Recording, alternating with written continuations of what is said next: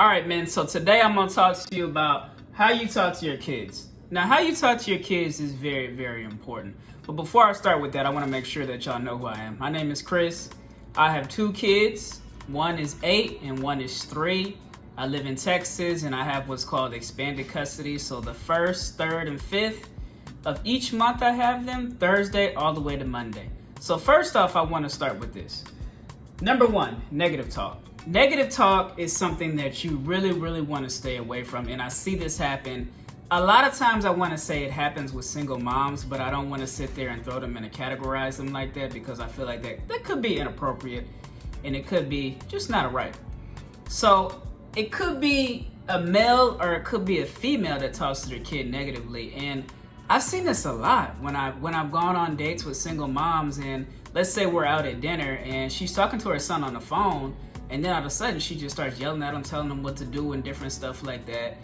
And I'm like, wow, first of all, I'm thinking, you talk to your own son like that? I mean, I don't know how much longer we're gonna be dating because that's gonna go further on down. And then next thing I know, you might try to talk to me like that. That's the first thing I think of. And then I think about, how does that child feel? And then there was another time, this same woman, we were talking on the phone, and the son, he was doing something, he was like on the video game, and then all of a sudden she tells him to get his clothes and stuff like that and starts cussing him out and yelling at him and everything. And I just looked at her and said, do you always talk to your son like that? Oh yeah, I always talk to him like that. And she just started laughing. That's not funny. And that's not attractive, because to me, nobody wants to be talked to like that and nobody wants to be cussed out like that. And keep in mind, this kid is about 8 to 10 years old. And I'm just sitting there thinking, I feel sorry for the kid. That's the first and foremost, because look at the way that kid feels. He probably feels beat down, defeated. And I'm sitting there thinking, well, how long has this been going on? For years and years and years. And then I asked her, well, does he do any type of sports or extracurricular activities? And she says no. And I'm already thinking in my mind, I already know why. I mean, she says, oh, he's not motivated, he doesn't want to do it. Well, yeah, any kid with some parent is yelling at them and stuff like that, they're not going to want to do anything. And then it goes back to what I always ask too, where's the father? And then the father doesn't want to be involved either, because you yelling at the kid. Well, we probably already know what happened to the father. You might have started yelling at him too. And this happens a lot. And this is why I say, this is a channel about men, but I want to give you a good example of it and let you know, number 1, negative talk.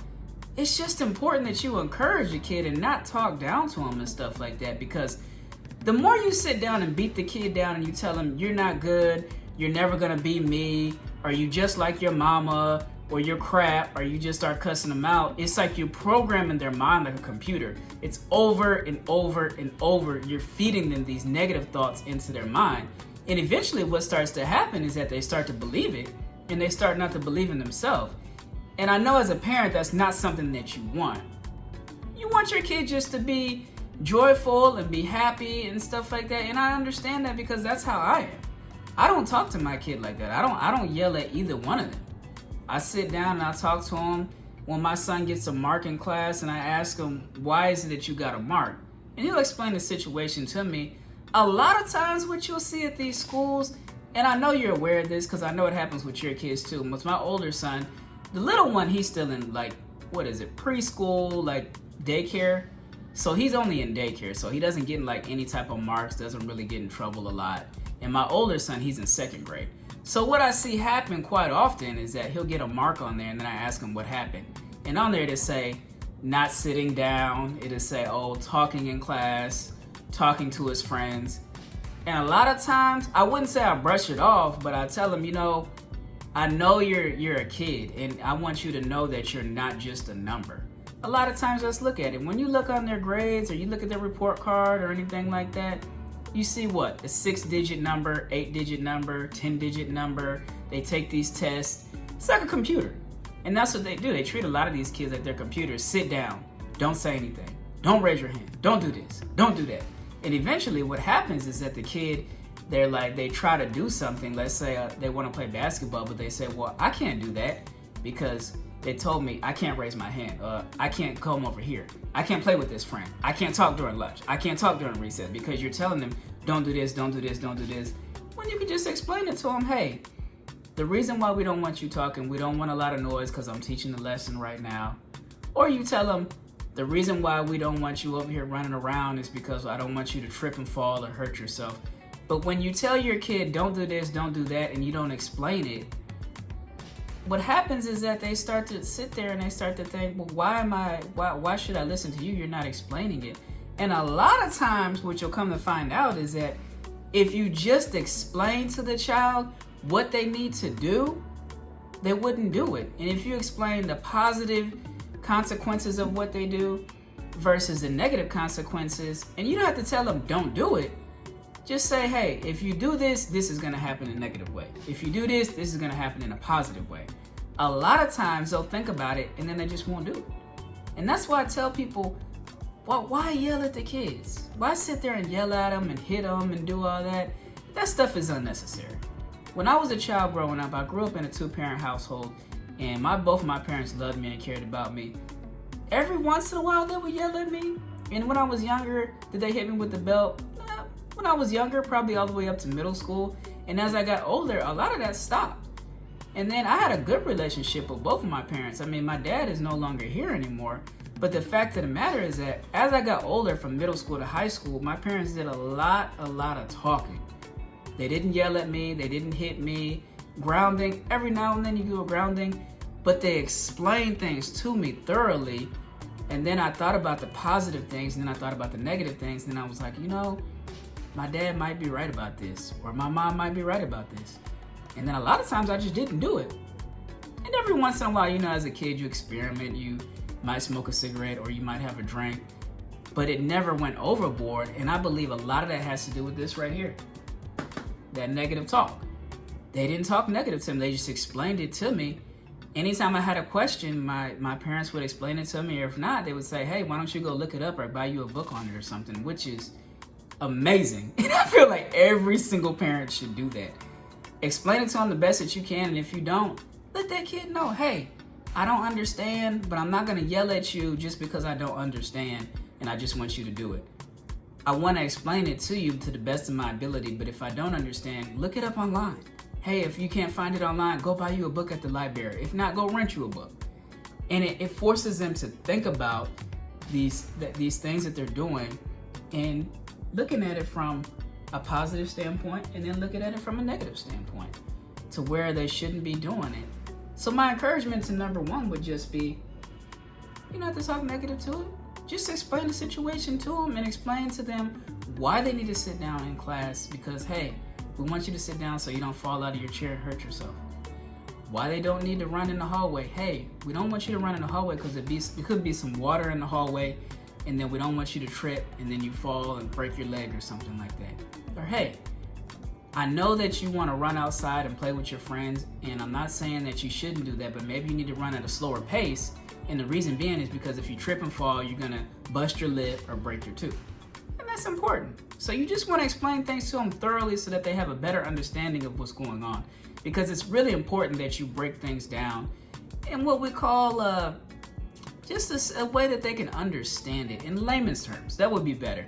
So that they can understand it to the best of their ability based on their age appropriate. Could be 5 years old, could be 10, could be 15 years old. Just explain it to them. Now, number two, moving on to number two, positive talk. I myself do a lot of positive talk, and I don't think that it's over boasting or I do too much of it. I try to see things from a negative standpoint, and I also try to see things from a positive standpoint.